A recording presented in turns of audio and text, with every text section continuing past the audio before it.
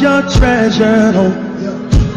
Mansions made of men that touch the sky from earth. broken vessels made of dirt. So make my heart your home. All that's mine is yours. So make my heart your home. All my life is yours. Everybody, Oh,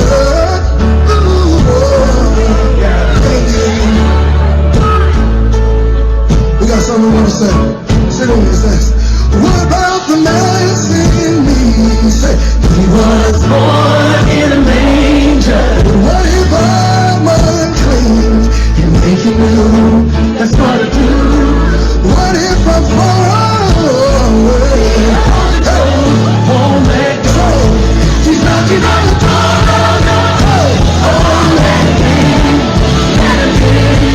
Make my heart go. All that mine is yours. Everybody say, ooh, ooh, ooh. Oh, make my heart go. And all my life is yours.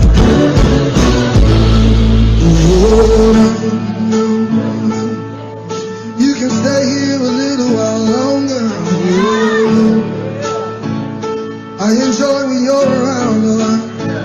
So it's like, come on in, take a seat. I made room for you and me. Never leave, oh Jesus, stay with me. Everybody say it. Come on in, take a seat. I made room for you and me. Never leave, oh Lord, stay. So come on in, say, come on in, hey. I made room, yeah, never leave, stay. One time, come on in, say, you can take a seat. I made room for you and me. Never leave, oh Jesus, stay right there, say, stay with me, yeah. Please never leave, no, no. I want you around, yeah. Don't take your spirit, don't take your presence, don't take your love away. Stay with me, say, come on in, say, come on in, take a seat. I made room for you. Never leave, Jesus, please. Come on in, take a seat. I made room for you and me. Never leave. I enjoy you so much. Stay with me. Stay in my heart, Lord. Please stay in my mind. Please stay in my soul, Jesus. Please stay in my home, Lord. Stay with me on my job, yeah. Stay with me in my family, yeah. Stay with me. Make my heart your home. Oh, all that's mine is yours. Please make my heart your home. Oh Lord, all my life is yours.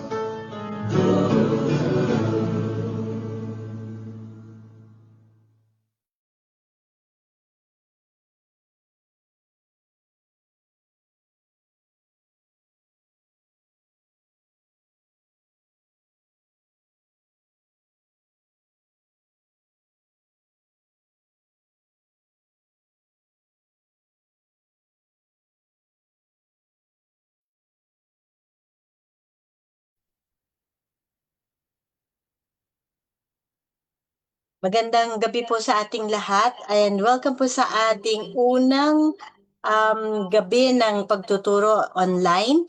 Salamat sa Panginoon sa panibagong taon na ipinagkaloob niya sa atin at binabati ko po ang lahat ng isang masaganang bagong taon, pinagpalang bagong taon 2026. So again, welcome po sa ating Wednesday online discipleship. So pasensya na po dahil nung nagkaroon ng Christmas break, kasama po ako sa nag-Christmas break kasi nataon po ng halos lahat ng okasyon nung nakaraang December ay pumatak po ng Wednesday. Kaya pasensya na po kung ngayon lang po ulit tayo magkakasama-samang muli sa ating pag-aaral, patuloy na pag-aaral ng salita ng Diyos. Tayo pong lahat ay magsimula sa isang panalangin. Panginoon namin Diyos, kami po ay lumalapit sa inyo at hinihiling Panginoon muli ang inyong paggamay. Thank you Lord sa pag-iingat niyo sa bawat isa nitong nagdaang Christmas break. Salamat sa panibagong taon na binigay niyo sa amin another year of learning from you, from your word. Another year, Panginoon, ng pakikinig sa iyo sa mga bago mong ibababa at ituturo sa amin or pagpapaalala sa amin, Panginoon, maaring narinig na namin, maaaring natutunan na namin, pero ito po ay pagpapaalala sa amin or ito po ay paglalim namin sa iyong mga katuruan, Panginoon. Kaya, Panginoon, sa gabing ito, saan man ang dako kami naroon dito sa Pilipinas at sa ibang bansa, ang dalangin ko po, Panginoon, ang inyong banal na Espiritu, ang siyang gumabay sa amin, ang siyang sumama, Panginoon, sa amin. Walang distansya, Panginoon, di ka kumikilala ng distansya sa nais mo, Panginoong pag nais mong gabayan kami at turuan mo kami, Panginoon. Kaya sa gabing ito, akin pong pinagkakatiwala ang aking sarili sa iyo na ang bawat salitang lalabas sa aking bibig ay sa iyo lamang magmumula. Ang banal na Espiritu mo ang siya magtuturo sa akin, Panginoon. Maging ang bawat isang makikinig, gabayan niyo kami, Panginoon. Bigyan niyo ng isang pusong tatanggap ng iyong salita. Ang mga tenga, Panginoon, na magiging matalas sa pagdinig ng iyong katotohanan, Panginoon. Pero takban niyo po ang aming mga tenga sa mga deception and lies and wrong teachings from the enemy, O God. At ganun din, Panginoon, sinasaway namin ang gawa ng kaaway ng demonyo na magnakaw ng binhing itatanim sa amin sa gabing ito. Kaya salamat to, Panginoon, at alam ko, Panginoon, na hindi niyo kami iiwan, sasamahan niyo kami sa buong oras ng aming pag-aaral sa gabing ito. Ito pong aming dalangin sa pangalan ni Jesus. Amen. So again, good evening po and welcome to our first Wednesday live na teaching for 2026. So, actually po, yung ituturo ko po ngayon, yung month of Tevet, the 10th month in God's calendar, it actually started ng December 21 pa. So, overlap po ang Tevet ng December and January. So this started ng December 21, 25 and matatapos po ito on January 18, 2026. So mga isa't kalahating linggo pa, patapos na po yung month of Tevet. So pinamagatan ko pong ang ating pag-aaral sa gabing ito na yung month of Tevet ayon sa makikita natin later sa mga events na naganap in the Bible, it is a month of contradictions. So maraming opposites ang nangyari. Okay? So we will learn from the contradictions of the events that happened in the month of Tevet ayon sa salita niya in the Old Testament. Okay? So makikita po natin, ito po yung chart, okay, yung wheel chart ng calendar ng Lord. Ito po yung 10th month. Nauna po yung Kislev, yung 9th month, nung sumako po yung Hanukkah, yung pag-aaral natin about Hanukkah. At ngayon po ay pag-aaralan natin the major biblical events that happened in Tevet. So, the first one na ating makikita, according to Esther 2:16 to 17, okay, Esther was taken to the king's palace. So, dito po sa account pong ito ni Esther, ito po yung unang araw ng Tevet, ng buwan ng Tevet, ay dinala siya ng kanyang matandang pinsan na si Mordecai sa palasyo ng hari para mag-join doon sa search for a new queen. Parang may beauty contest ng time na yon. So it was on the first day of the month of Tevet na nangyari yun. Tapos may tinatawag pong the fast of Tevet, the fast of the 10th of Tevet. So kada darating po yung ikasampung araw ng buwan ng Tevet, inaalala ng bansang Israel ang alin? Una, noong ang Jerusalem ay na-capture ni King Nebuchadnezzar, naging under Babylonian rule ang bansang Israel, specifically the city of Jerusalem, which eventually led to the destruction of the temple. So mababasa po natin yan in Second Kings 20, chapter 25, even in Jeremiah 39, and even in Ezekiel chapter 24. So these things that I am mentioning, these biblical events, are recorded in the Old Testament. Okay? So the fast of the 10th of Tevet na inaalala ng mga Hudyo ay historically, ito po ay nung naging na-capture sila at naging under ng Babylon rule ang bansang Israel, which eventually led to the destruction of the temple. So every 10th of Tevet, sila ay nagde-declare ng fast. Nagpa-fasting sila because of what happened in the past, okay? And another thing, significant thing that happened in Tevet 10, okay? Kung yung first day of Tevet, dinala si Esther sa palace, so alam natin, nagdaan siya ng maraming proseso para magpaganda, ganyan. It took more than months. Pero pagdating ng Tevet 10 in a certain year, ito naman yung Esther was chosen to be the queen. So, nabighani niya na yung hari at naging reyna siya noon. So, also, ang month of Tevet po is associated with the tribe of Dan. So, pag binasa po natin ang blessing ng tribe of Dan, ang tribe po ng Dan is a tribe of judges. Okay, sila ay binigyan ng anointing, ng ability, capability to execute justice. So, pag-aaralan po natin later on ang buhay ni Samson. Si Samson po kasi ay mula sa tribe ng Dan.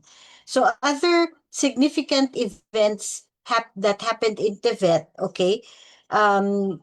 Tevet, the 9th day of Tevet, namatay daw si Ezra.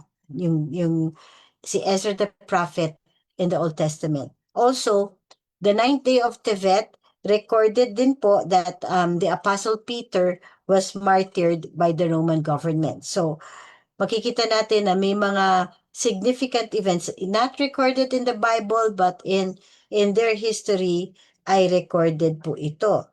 And also, the Torah, yung Old Testament, the first major books of the Old Testament was translated into Greek. Okay, yung tinatawag po nating the Septuagint, the Greek translation of the Torah happened during the 8th day of Tevet. So, ano lang po yan, mga trivia facts lang. Pero magko-concentrate po tayo sa buhay ni Esther at sa buhay ni Samson sa gabing ito. So, before we go to that, bibigyan ko lang po ng brief synopsis ng Kislev para makita natin ang relationship, ang duktong, ang kinalaman ng 9th month of Kislev going to the 10th month of Tevet kasi hindi nga po natin napag-aralan. So makikita po natin that last month in Kislev, we learned that darkness will always stand alongside with light. So, yung Kislev po was the last month of the fall season. Nagsisimula na pong maging mahaba ang gabi nung panahon na yun. And dito rin po naganap sa month of Kislev for 2025 yung Hanukkah. So, makita po natin na just a small spark of light in the darkest room can dispel darkness. So, nung nakaraang buwan, kung naaalala ninyo, ang ibinababa sa atin ng Panginoon that we are carriers of God's presence and we are light bearers in this dark, sinful world. And we must light up wherever we go. So naalala niyo po yun? Kasi in the month of Kislev, nire-dedicate ang temple. Nilinis ang temple. At muling yung menorah, sinindihan, first day, yung oil oil supply was just good for one day, pero sinindihan nila yon and it was sustained for 7 days. So, at alam natin now that we are the temple of God, the Holy Spirit. So because we ourselves are the temple of the Holy Spirit, and the church as a whole corporately, okay, nananahan ang presensya ng Diyos doon. So we are carriers of God's presence. We are light bearers in this dark world.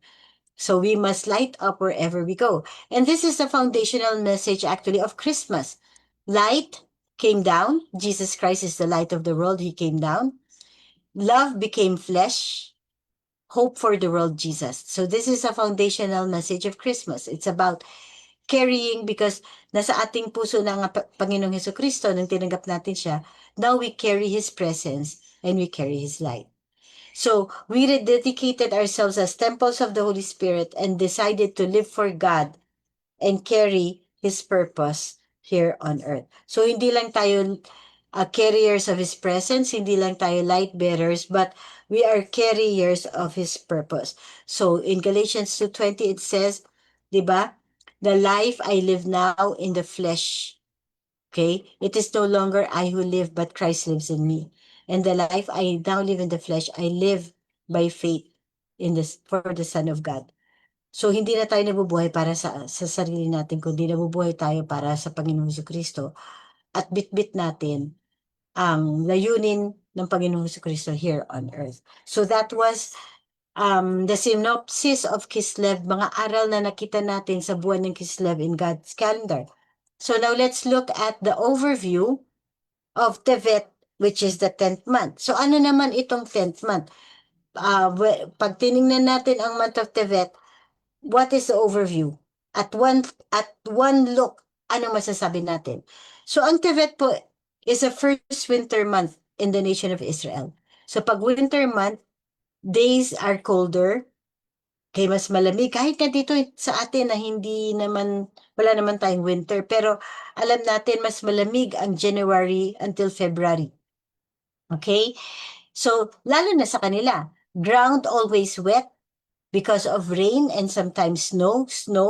So, ang lupa laging soaked saan? Laging moist, wet, soaked in ice or mud. Sa ibang lugar, maputik.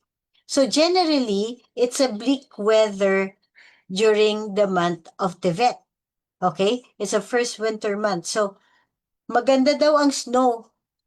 Sa unang kita, dalawa, first time experience. Pero kapag araw-araw nang ikaw nakakaranas nito, madilim, malamig, laging basa ang lupa, maputik. Okay? Hindi maganda sa pakiramdam.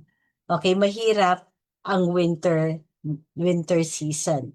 But alam naman natin at alam naman ng lahat ng taong may winter season that there is still light. In spite of having a bleak weather in Tevet, actually light stands next to darkness. The light stands along darkness. Hindi man ganong palaging nararamdaman yung warmth of the sunlight, but light is still there. And spiritually speaking, when light is standing next to darkness, it provides a sharp contrast for people to choose. So, as we live in the kingdom of this earth, tayo, okay, bearer of God's presence and His light, actually, we live in this dark kingdom. Okay? Yung pag sinabing dark kingdom, yung puno ng kasalanan. Okay? So, as we are living alongside tayong mga may bit-bit ng kaliwanagan ng ating Diyos, we live alongside darkness. And we have to align our ways and plans to God's ways and plans by complete surrender.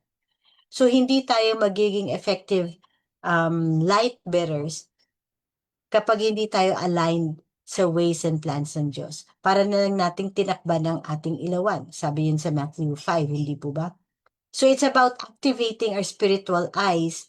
So that what? Activating our spiritual eyes so we could make sound judgments. So for us to be aligned, for us to do the plans and choose what God wants us to do, okay? Yung ating spiritual eyes ay dapat naka-activate so we could make sound judgment. Ano bang ibig sabihin ng sound judgment? It means the ability to assess a situation wisely and make sensible decisions and conclusions. Making good, reasonable decisions. Okay, based on what? Based on the Word of God, based on experience, based on clear thinking rather than on emotions and impulse. So, actually, ang sound judgment means being discerning and prudent. Okay, being discerning and prudent. So, pag discerning ka,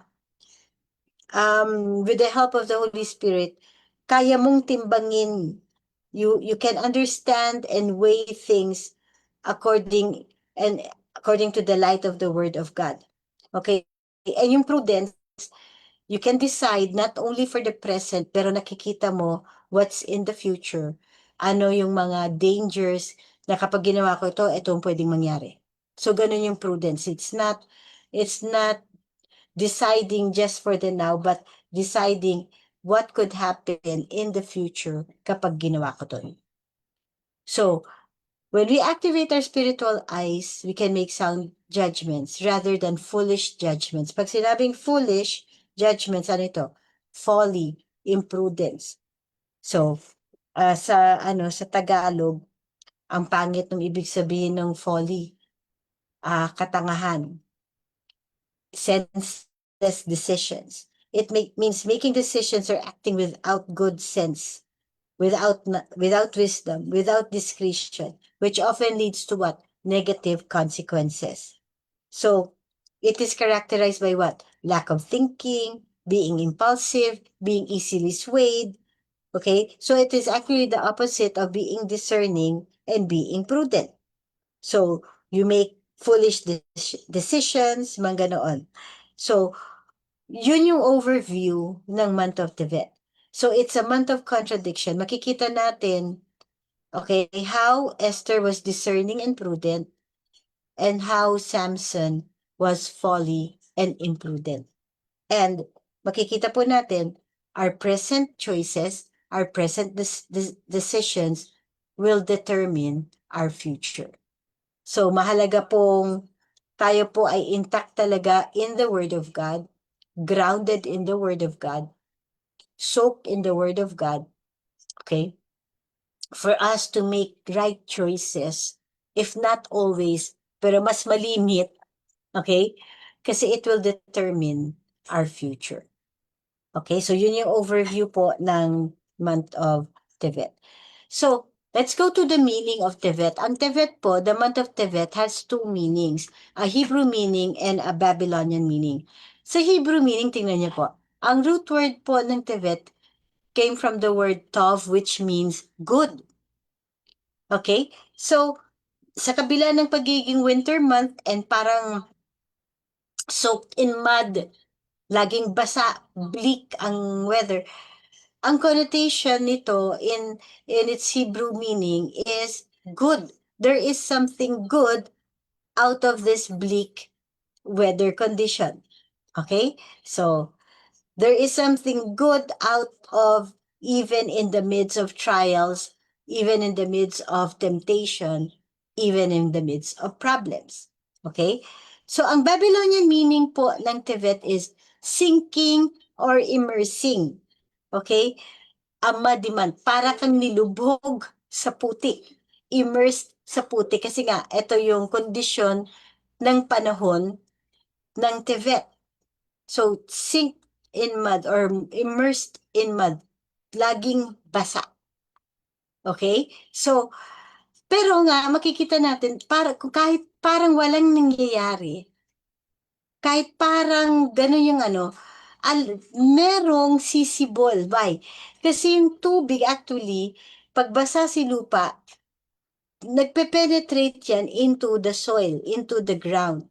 So, kung merong mga ugat, merong mga sibol doon, may mga seedlings doon, kasi para lang walang buhay pag winter. Pero ang totoo meron, hindi lang natin nakikita. Pag lumipas ang winter season, ang sunod na season is the spring, sisibol yan. So, napakalaki ng role ng pagiging immersed or wet or laging basa or kahit yung mud, there is something good out of it. So, makikita natin, this is a clear contrast of darkness and light. Okay?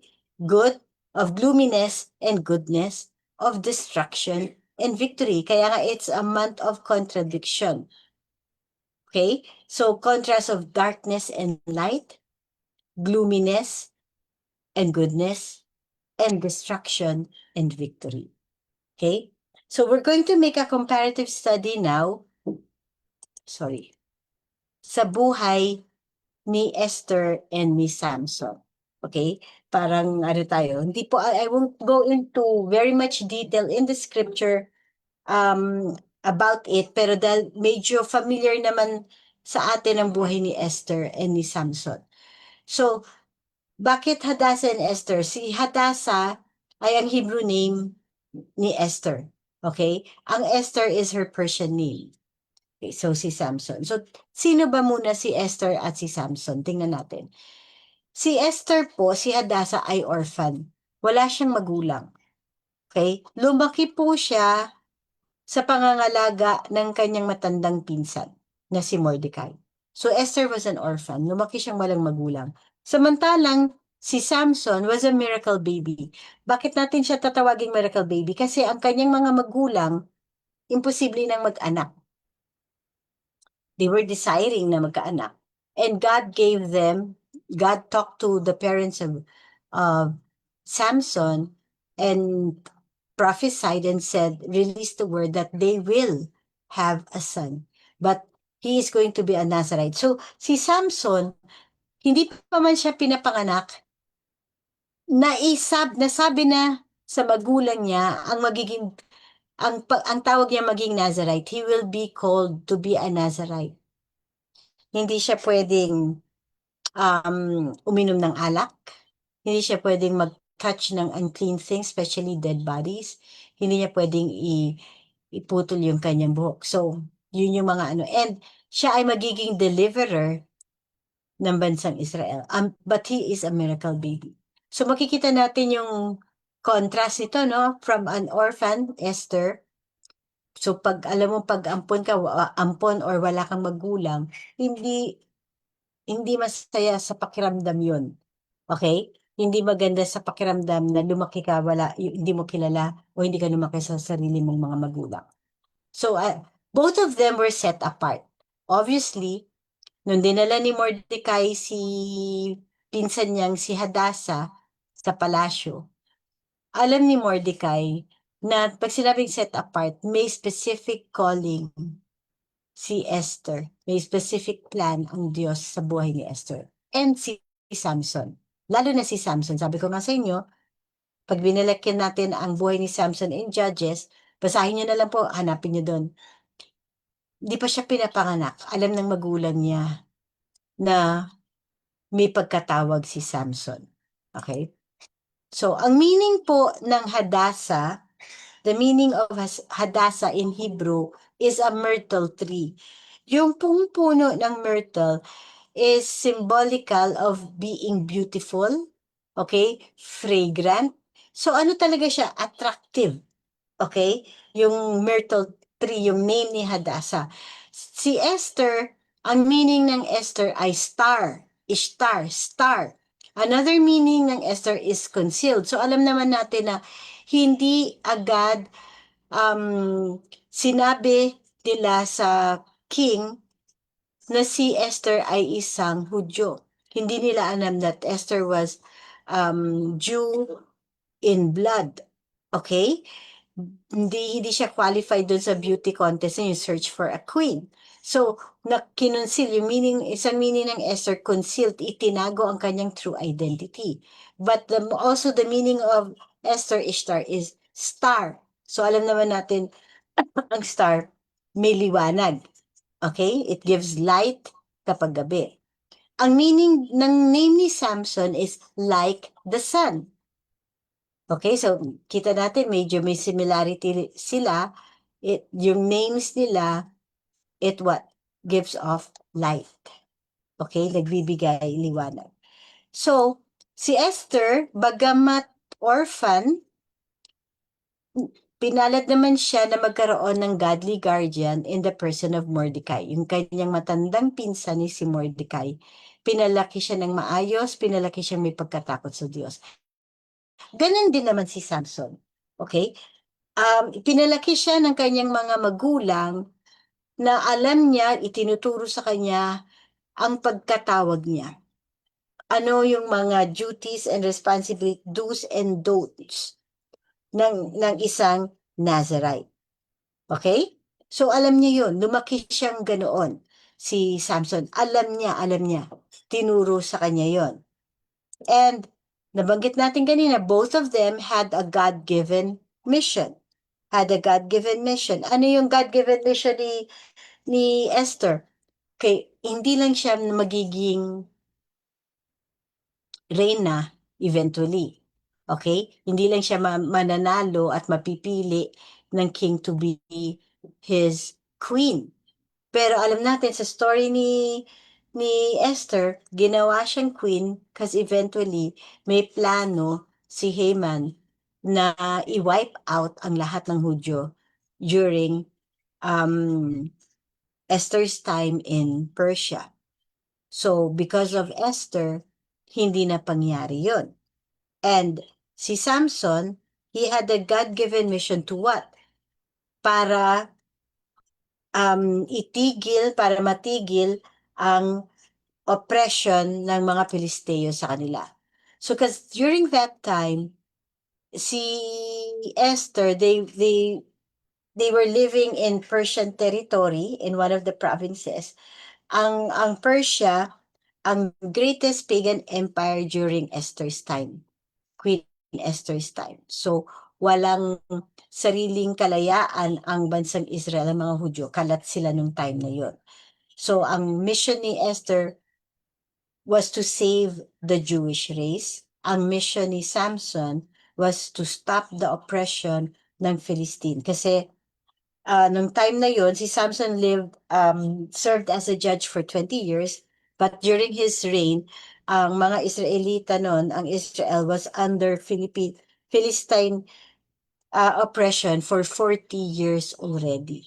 So, dininig ng Diyos ang pag-iyak ng mga Israelita nung time na yon, and in the person of Samson, ang plano ng Diyos kay Samson, siya ang magtatapos ng oppression ng mga Pilisteo sa bansang Israel, sa mga Hudyo. So, can you see the comparison? There are similarities, there are contrasts. Okay? Pero dito sa ating first part, okay, more on nakita natin the good side. Hindi man hayag agad, pero pagkapanganak pa lang, may nakalaan na ang Diyos para sa kanila. Parang bawat isa sa atin. Pinanganak pa lang tayo na isulat na ng Diyos ang kwento ng buhay natin. At ang bawat isa sa atin, we have our God-given what? Assignments. God-given capabilities. Okay? May mga layunin ang Panginoon sa buhay ng bawat isa sa atin. So, let's see the next part. Okay. So, si Esther was gifted with beauty. So, pakikita natin sa sa mga beauty pageants, 'di ba? Hindi lang ganda, kundi pati talino, and they use their beauty para mag-spread ng goodwill, ng kung ano man yung advocacy nila until now.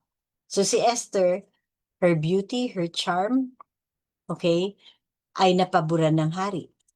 Si Samson naman was gifted with strength. So ito yung alam natin na kwento ni Samson. na napakalakas ni Samson. Supernatural strength ang meron siya. Okay? Both were faced with challenges. Okay? So, yung gift, ito lang, beauty and strength. Eventually, nung naging queen si Esther, syempre, mayaman na din siya. Pero both had influence. May kapangyarihan ka, meron kang kalakasan, may impluensya ka. Okay, women can use their beauty to influence. So, both yan, if you can use it for the good or for the bad. You could use it to benefit others, or you could use ano man yung gift sa iyo ng Panginoon for selfish purposes. But both were faced with challenges. Ano yung challenges ni Esther? Hindi man siya nabanggit specifically in the book of Esther, pero ang hirap nung alam mong Hebreyo ka, Hudyo ka, you're an orphan, but nandun ka sa harem, kasama mo ang ibang magagandang babae pa sa buong probinsya, sa buong bansa ng Persia. And she had to hide her true identity. Ang hirap nun. Okay? Ang hirap nun para sa kanya, what if biglang madula siya o may makapagsabi? Okay? So that was a challenge kay Esther, how to hide her true identity while she was there in harem being prepared para iharap sa hari. Most especially, nung siya na yung queen. Okay? So, there was this challenge of rejection and competition. So, kung ikaw ay orphan, usually orphans, merong low self-esteem. So, pag nakita niya yung kanyang mga katunggali noon, di ba? Tatamaan siya ng parang hindi siya karapat-dapat doon.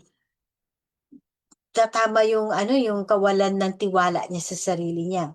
So the challenge of rejection and competition. Lalong higit na nung naharap na siya na nagkaroon na ng order sa may tatak ng signet ring ng king na papatayin ang lahat ng mga Hudyo dahil nainis si Haman kay Mordecai. Nung sinabi ni Mordecai, nung pinsan niya kay Esther, kailangan mo nang magsalita. Kailangan mo nang ipagtapat sa hari na ikaw ay Hudyo at may masamang plano ang kanyang kanang kamay na si Haman to save your people. Nung time na yon, sabi ni Esther, wait lang. Parang, Kuya Mordecai, wait ka muna dyan. Teka lang. Kapag ginawa ko yun, baka ikamatay ko to. Baka ipapatay ako agad ng hari kapag nalaman niyang ang true identity ko. And then alam natin yung kwento, sabi ni Mordecai, ikaw ang bahala. Kung hindi ka kikilos ngayon, okay, sabi, may ibang itatayo ang Diyos para iligtas ang mga kalahi mo. So what did Esther do? Ang ginawa niya, humingi siya ng prayer and fast for 3 days. And then after 3 days, nagkaroon siya ng lakas ng loob para aminin sa hari kung sino siya at yung masamang plano. So, na-overcome niya yung fear. So, siguro na-enjoy niya na yung pagiging reyna niya, yung privileges, the benefits of being a queen, the privileges of being a queen. Lucky siyang orphan. Hindi naman, alam mo yun, tapos ito na, maganda na yung buhay niya. Nagkaroon siya ng fear that all these things ay mawawala sa kanya pag dinisclose niya yung true identity niya. These were the challenges that Esther faced.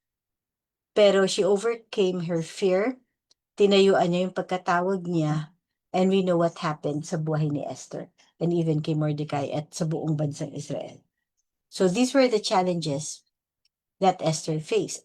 Sa kabilang dako naman, ano yung challenges kay Samson? Kailangan niyang iwasang mag-inom, kailangan niyang umiwas sa unclean things, hindi siya pwedeng mag-haircut. Okay? Ang daming bawal kay Samson as a Nazirite.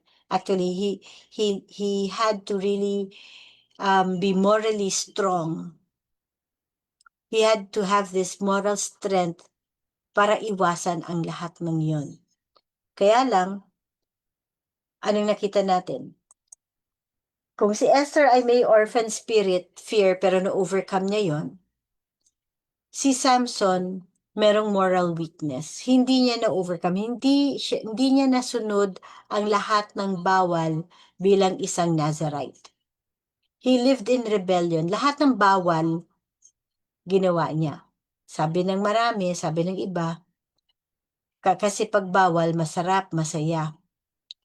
So he lived a really immoral life.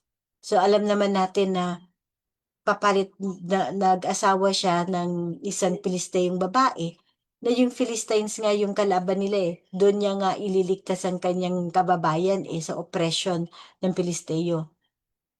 Marami siyang babae hanggang sa nabihag siya ni Delilah, nagayuma siya ni Delilah. And nasabi niya yung pinakamalupit na sikreto na yung strength niya ay nanggagaling sa kanyang buhok, which is alam naman natin, it was just a symbol. Pero yung strength talaga ay galing sa Diyos. And because of that, he lived in revenge. So, may moral weakness si Samson. Although he was raised up by his parents, being taught kung ano yung pagkatawag niya at ang dapat niyang gawin. Pero, sabi nga nung iba na naglulublob sa kasalanan sa umpisa, masaya at masarap ang mali. Pero may mga consequences ang paggawa ng mali, ang pagpili ng mali. So, si Esther, paano niya na-overcome yung fear? She overcame her fear by trusting God, by acknowledging na ang Diyos ang naglagay sa kanya doon. Acknowledging that her God, their God, is Yahweh, is Jehovah. Okay? So, pinagkatiwala niya kahit it would cost even her life na posibleng mangyari yon. Pero dahil tinayuan niya ang pagkatawag niya at nagtiwala siya sa Diyos, she gained the favor of the king at na-reverse ang lahat ng curses at lahat ng plano against the Jewish race. Samantalang si Samson, imbis na alam niyang mali na yung kanyang ginagawa, lalo na nung nahuli siya, pero bakit? He was self-reliant. Hindi siya nagtiwala sa Diyos. Pride. Yung gift niya of strength ay ginamit niya to abuse. Okay? Ganun talaga yata ang sadya ang tao na walang malalim na pagkakilala sa Panginoon at walang takot sa Diyos. Yung mga benefits and privileges, giftings na meron ka, you will use it to your advantage. Being selfish, prideful, self-reliant. So it could be strength, it could be power, authority, it could be beauty, it could be money, possessions. Ano man ang meron ang tao. Kapag hindi natin in-acknowledge that it came from God at hindi natin ginamit para sa kingdom of God, we will become self-reliant, we will become prideful, and it will lead to our destruction. So alam po natin, si Esther, when she trusted God and she lived up to her identity, it resulted to what? Victory. Not only for herself, not only sa kanyang pamilya, but to the whole Jewish race. So nakita natin as Esther trusted God, her vision was aligned. Nung una, malabo dahil sa takot. Okay? Pero nung nagtiwala siya, after 3 days of prayer and fasting ng buong bansang Israel noon, lahat ng Jews kahit saan nandun, they prayed and fasted for Esther, na-align yung vision niya. Samantalang si Samson, when he remained self-reliant and prideful, he lost vision. Literally. Okay, hindi lang yung spiritual vision niya ang nawala. Alam natin, di ba, nung ginupit na yung kanyang buhok, tapos nadakip na siya, chinay na siya, kinulong siya, ano pang ginawa sa kanya? Dinukot ang kanyang dalawang mata. So literally, Samson lost his vision, and spiritually, he also lost sight of his calling. of the purpose kung bakit siya pinagkalooban ng kakaibang kalakasan. So, kapag inalign natin ang ating sarili, bagamat may fear, bagamat minsan may pag-back down, pero when we decide to trust in God and lean not on our own understanding, our vision will be aligned with God's vision and purpose for ourselves. But kung mananatili tayong stubborn at hindi tayo magpapa-align sa pagkatawag natin, we will eventually lose sight and lost vision kung ano yung pagkatawag sa atin, ano yung purpose natin, kung bakit tayo nilagay ng Diyos kung saan man tayo naroon ngayon. Kasi different yung purposes natin eh. General purpose natin is to establish a kingdom of God here on earth. Pero iba-iba yung ating mga kinalalagyan. So, it's also about vision. Why? Because Tevet, the month of Tevet, is associated with the Hebrew letter Ayin. Okay? So, pag tinignan po natin yung Ayin, ang ancient pictograph of Ayin is an eye, which means to see. Not only to see, but to understand and obey. Okay? So, hindi lang natin nakikita, pero nauunawaan natin ang ating nakikita, and it will result what? To our obedience because we understand what we see. God causes us to see His plan, His will in our lives. And God will cause us to understand why, and He will also cause us to obey. So, sabi sa Jeremiah 5:21, "Hear this, you foolish and senseless people, who have eyes but do not see, who have ears but do not hear." So kanina no, sa intro natin, sabi natin, ang overview ng month of Tevet, this is the month that we have to make sound judgment rather than foolish judgment. We have to be prudent rather than imprudent or being foolish. So we have eyes but we don't see, we have ears but don't hear. Foolish and senseless people. So this is a warning. Kung hindi tayo papasakop sa ating Panginoon, we could be like the people mentioned in Jeremiah 5:21. Eyes but do not see, ears but do not hear. And also in Proverbs 15 verse 3, it says, "The eyes of the Lord are everywhere, keeping watch on the wicked and the good." So if we think that we can get away with everything that we are doing, especially if it's not the will of God, or especially if it's against the word of God, it's against the morality, the standard of God of righteousness, nagkakamali po tayo. Because the eyes of the Lord are everywhere. The eyes, the ayin of God, of Yahweh. And He's keeping watch on the wicked and the good. He sees both the wicked and the good. Okay? So it's a month of contradictions. So wickedness and righteousness, evil and good are always standing alongside. And we have to be reminded that God is looking at us. Okay?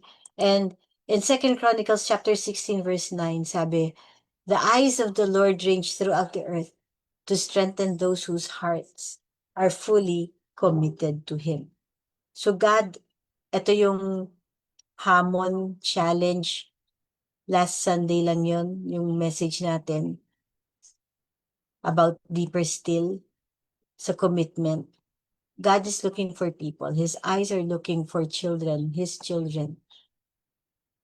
So He could strengthen us if we are fully committed to Him. So let's pray that our eyes would understand, would see, understand, and obey the will of God. Although we are living alongside darkness, evil, wickedness, corruption, kabi-kabila kahit saan tumingin, naririnig natin, nakikita natin. Kung naunawaan natin kung ano yung pagkatawag natin as light bearers and carriers of His presence, maunawaan natin kung anong ipapagawa sa atin ng Panginoon. and we would be able, by the grace of God, to obey what God wants us to do. We have a role, we have an assignment. We are set apart like Esther and Samson. So let's see at the results of their choices. Let's start with Esther. Though at first Esther was hesitant to stand up for her people, she eventually committed herself to live out God's plan no matter what it cost. So the path of her life and her nation grew brighter and brighter. Okay, so it was bleak at first. May takot siya pag na-reveal yung true identity niya. But when she decided to stand up and overcome her fear, trusting God, anong resulta?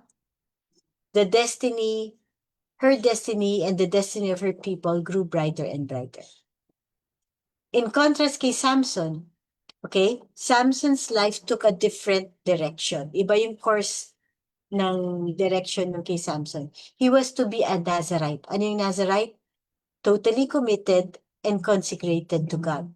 But Samson, what? He lived to satisfy his passions, to gratify all the lust of the flesh, lust of the eyes, and the pride of life. And it jeopardized his call from God. At ano nangyari? His path became what? Darker and darker. Nagpatuloy siyang nagpatuloy eh. Talagang pinanindigan niya ang kanyang maling desisyon. Okay? So, si Hadassah o si Esther, an orphan girl turned queen whom God used to deliver her people from death. And she what? Became a queen who made known the greatness of her God in a pagan world. So, nung time na yun, nung time ni Esther at ni Mordecai, kinilala ng buong mundo because Persia was the powerful nation that time. Okay? And Persia is Iran sa panahon natin ngayon. Pero because of Esther's testimony, Esther's decision, and Mordecai, nakilala, they made known the greatness of their God. Samantalang si Samson, though he started out with great privilege and potential, sabi ko nga, prophecy pa lang, pangako pa lang, promise pa lang na magkakaanak ang kanyang mga magulang. Ang laki na ng privilege. He was given great privilege and potential. But his pride and rebellion caused his humiliation and destruction. But at his darkest season, when he cried out to God, our merciful and sovereign God still used him to accomplish His will. So alam naman natin, no, sa bandang huli, sabi niya, Panginoon, sa huling pagkakataon, balik mo yung strength ko. At alam natin doon na niya giniba yung mga poste, mga pillars at nangamatay yung mga Pilisteo noon. Okay? So, God still used him to accomplish God's will. At makikita natin, even in spite of our rebellion and sin, these things cannot prevent God's sovereign will from coming to pass. Mapangyayari at mapangyayari ang plano at kalooban ng Diyos. Kung hindi man sa atin, sa pamamagitan natin, dahil matigas ang ulo natin, God will raise up another person for His sovereign will to come to pass. But if we would repent, okay, and turn back to God, return and turn back to God, God can restore us, and God can even accomplish His purpose through us if we genuinely repent. So, aantayin pa ba natin ang maging katulad ni Samson na nawalan ng paningin, napahiya, okay? At namatay siya. Pagkatapos na namatay na siya eh. Pupwedeng hindi ganun, di ba? Pupwedeng kapag ngayon pa lang na naririnig natin ang kwento ni Samson, agad na tayong Panginoon, gamitin mo ko. Panginoon, kinikilala ko, may plano ka sa buhay ko. Gagamitin mo ako kung saan mo ako ilalagay, kung saan mo ako nilagay. I want to be your instrument.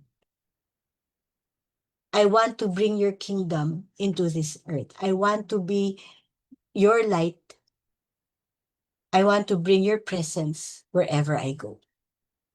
Huwag na nating antayin na talagang mawala sa atin lahat bago tayo matauhan at magbalik loob. So sa kwento ni Esther, may pinagdaanan siya. Nagdalawang isip nga siya, kaya nga siya humingi ng panalangin. Pero what she did was right. She soaked in the presence of God. And, di ba sabi nga dun sa 2 Chronicles, God's eyes are looking to and fro. So that He could strengthen those who would fully commit themselves to God. So ganun ang ginawa ng Diyos kay Esther. When she sought the Lord through prayer and fasting, God what strengthened her. She overcame her fear. So hindi ko sinasabing madali ang desisyon. Pero if we would go deeper still in Christ, if we go deeper still in faith, in trust, in worship sa Panginoon, pagtitibayin tayo ng Diyos, ma-overcome natin ang lahat nating mga kahinaan kasi we would desire to do it. And it is important that during this month of Tevet, which is the 10th month, because the number 10 is the number of godly authority, of divine order, and the perfection of God's will. So this is the best time that we would align ourselves to the divine order of God, this 10th month of Tevet. Because God is actively aligning our will to His so that we could experience the divine order of God in our lives, the perfection of God's will in our lives. And this could only happen if we are willing to align and surrender everything to God. So it is a number of divine law. Number 10 is a number of divine law.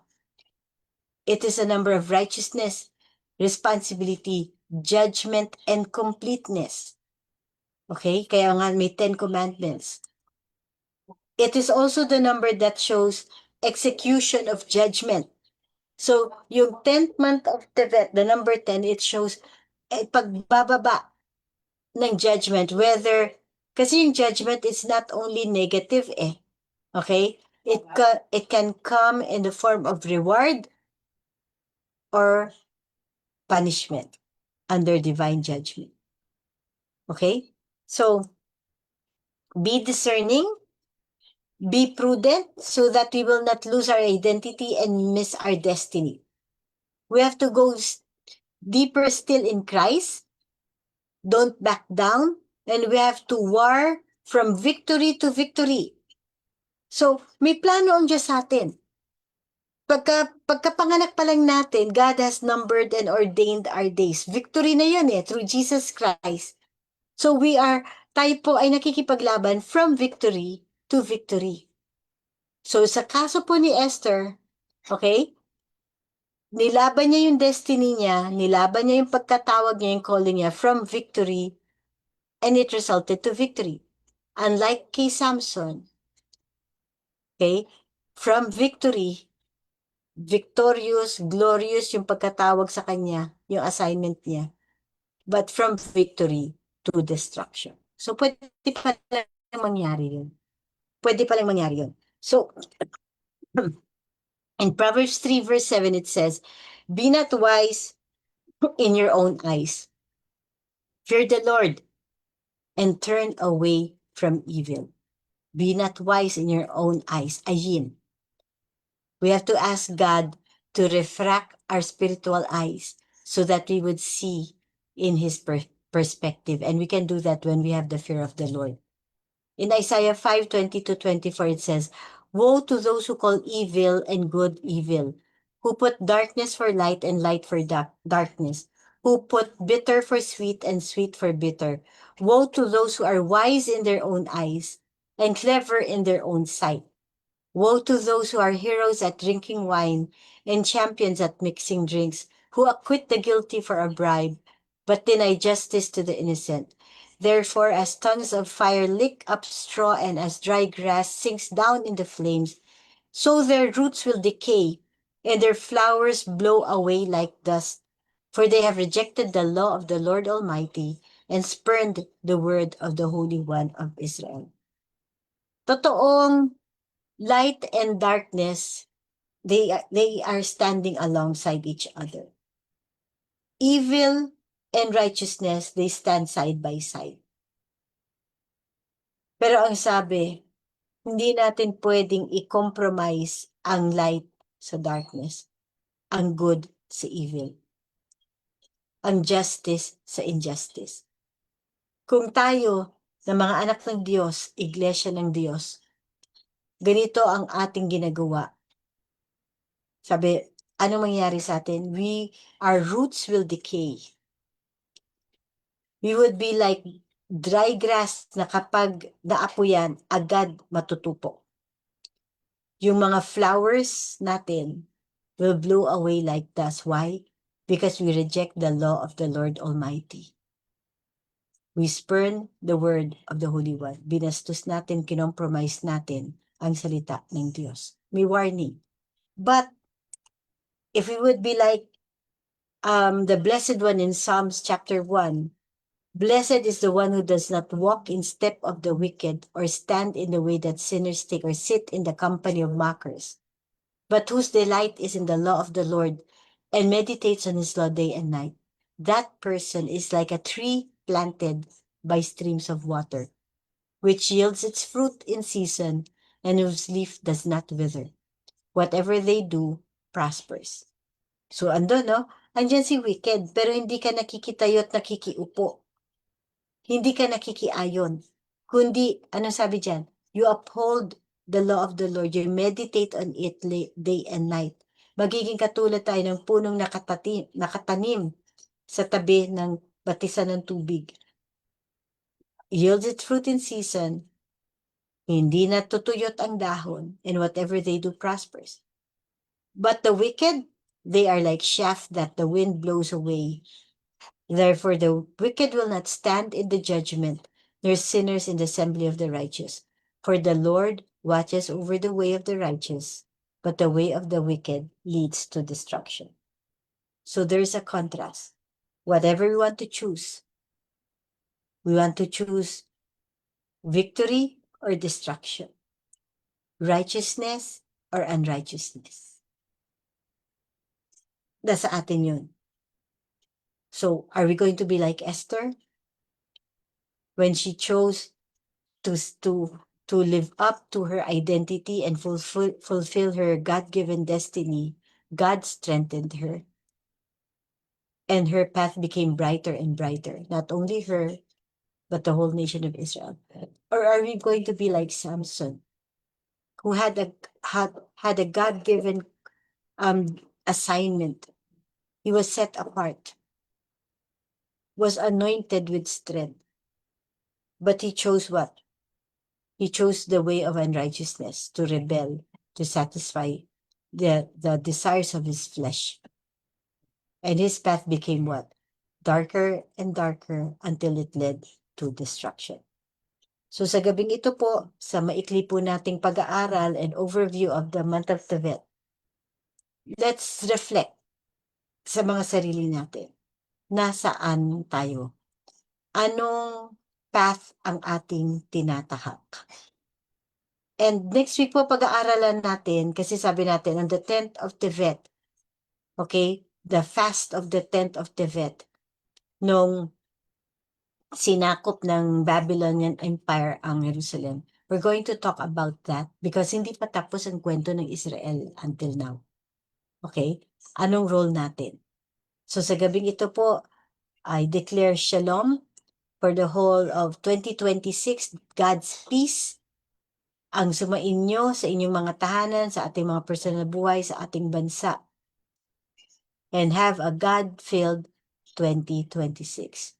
Tayo po'y manalangin. Panginoon, salamat po sa gabing ito. Thank you, Lord, sa mga katotohanang ipinakita mo sa aming Panginoon.